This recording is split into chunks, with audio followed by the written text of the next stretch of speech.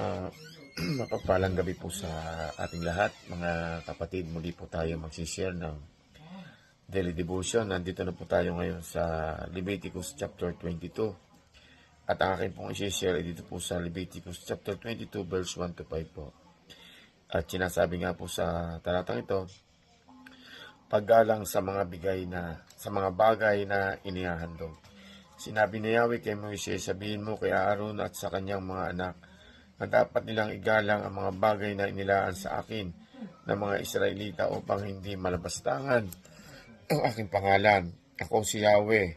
Sabihin mo, hindi makakapaglingkod pang muli sa aking harapan ang sino mang sa kanyang lahi ang lalapit doon ng marumi ayon sa tuntunin. May bisa ang tuntuning ito sa buong panahon. Ang inyong lahi, ako si Yahweh.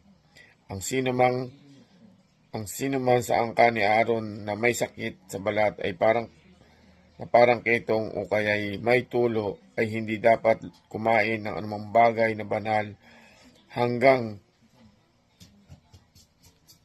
hindi siya gumagaling. Sino mang makakahawak ng bagay na naging marumi dahil sa bangkay o dahil sa lalaking nilabasan sa sariling bini sa mga hayop o taong ituturing na marumi. Amen. Salamat po sa Panginoon sa pagkabasa po ng banal na salita. Salamat po.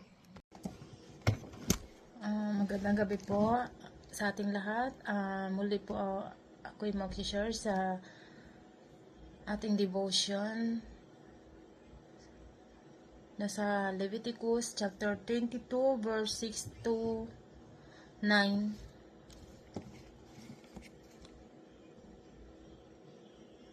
Ay ituturing na marumi hanggang kinagabihan, hindi siya makakakain ng pagkaing banal hanggang hindi siya nakakapaligo. Paglubog ng araw, ituturing na siyang malinis at makakakain na pagkakaing banal na inilaan sa kanya. Ang mga pari ay hindi maaaring kumain ng karne ng hayop na namatay o pinatay ng kapwa-hayop sapagkat iyon ay makapagpaparumi sa kanila. Ako si Yahweh. Dapat sundin ng mga pari ang mga tuntunin ito. Kung hindi, magkakasala sila at mamamatay. Ako si Yahweh, inilaan ko sila para sa akin. Amen. Magandang gabi po sa inyo lahat. Ang isishare ko po ngayon, Leviticus chapter 22, verse 10 to 13. Sumagot si Balaam, mga sugo po ni Haring Balak ng Moab, na anak ni Sipor. Gusto niyang sumpain ko ang sambayanang galing sa Egypto sapagkat nasakop na ng mga ito ang halos lahat ng lupain sa paligid. Baka raw po sa ganong paraan niyang may tataboy sa malayo ang mga yon. Sinabi ng Diyos kay Balaam, hindi ka dapat sumama sa mga taong yan, huwag mong sumpain ang mga taong tinutukoy nila sapagkat pinagpala ko ang mga yon. Kinaumagahan, sinabi ni Balaam sa mga panauhin niya, umuwi na kayo, ayaw akong pasamahin ni Yahweh sa inyo. Amen. Levitico chapter 22 verse 14 to 18. At kung ang sinumang lalaki ay magkamaling kumain ng banal na bagay, ay kaniyang daragdagan pa nga ng kalimang bahagi yaon, at ibibigay niya sa saserdote ang banal na bagay. At huwag nilang dudumhan ang mga banal na bagay ng mga anak ni Israel na inihandog sa Panginoon. At gayon, papasanin ang kasamaan na nagtataglay ng sala pagka kanilang kinain ang kanilang mga banal na bagay sapagkat ako ang Panginoon na nagpapaging banal sa kanila. At sinalita ng Panginoon kay Moses na sinabi, Salitain mo kay Aaron at kanyang mga anak at sa lahat ng mga anak ni Israel at sabihin mo sa kanila, sino man sa sambahayan ni Israel o sa mga taga ibang bayan sa Israel na maghahandog na kaniyang alay, maging anumang panata nila o maging anumang kusang handog nila na kanilang inihahandog sa Panginoon na pinakakahandog na susunugin. Amen. Amen. Gandang gabi po sa ating lahat. Ang aking i-share ngayon ay makikita sa Leviticus chapter 22 verses 19 to 23. Ito po ang nakasaad. Ang kailangan ay lalaking baka o tupa o kambing na walang kapintasan para tanggapin ko. Huwag kayong maghahandog ng may kapansanan dahil hindi ko yun tatanggapin. Kung ang handog para sa mabuting relasyon sa akin ay inialay bilang handog para tuparin ang isang panata o handog na kusang loob, ito'y kailangang baka, tupa o kambing na walang kapintasan upang ito'y tanggapin ko. Huwag kayong maghandog sa akin ng bulag, may bali, may sugat o may sakit sa balat. Huwag ninyo itong ialay sa altar bilang handog sa akin sa pamagitan ng apoy. Pero maaari kayong mag-alay ng handog na kusang loob na baka o tupang bansot o may kapansanan ang isang bahagi ng katawan. Pero hindi ito maaaring ialay bilang handog para tuparin ng isang panata. Yun lang po. Maraming salamat. God bless. Magandang gabi po. Ang akin pong babasahin ngayon ay Leviticus chapter 22 verses 24 to 28. You must not offer to the Lord an animal whose testicles are bruised, crushed, torn, or cut. You must not do this in your own land. And you must not accept such animals from the land of a foreign and offer them as the food of your God. They will not be accepted on your behalf because they are deformed and have defects. The Lord said to Moses, when a calf, a lamb, or a goat is born, it is to remain with its mother for 7 days. From the 8th day, it will be acceptable as an offering made to the Lord by the fire. Do not slaughter a cow or a sheep and its young on the same day. Magandang pagpapalang gabi po sa atin lahat. Ang aking pong pabasahin ay matatagpuan sa Leviticus chapter 22 verses 29 to 33. Sinasabi po rito, ang pag-aay ng handog ng pasasalamat ay gawin ninyo ayon sa tuntunin upang kayo'y maging kalugod-lugod.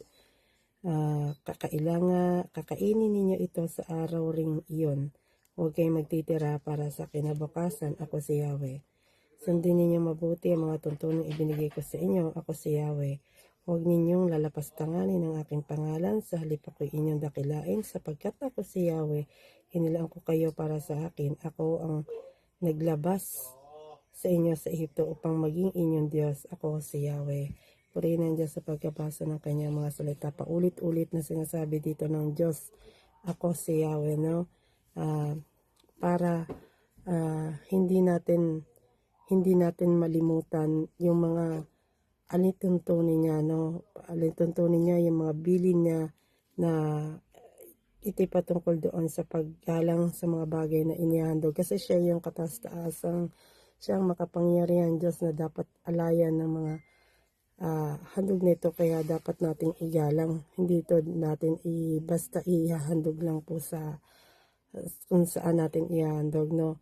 Dito rin dito masusubukan yung pagiging kung susunod ka ba sa Diyos, no? O kung hindi, Kasi paminsan na binibigyan na tayo ng instruction ng Panginoon, no?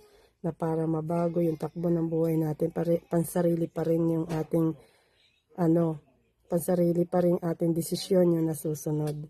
Na alam ng Diyos kung ano makakabuti sa atin. Kaya paulit-ulit siyang nagsasabi, ako si Yahweh, ang inyong Diyos, no?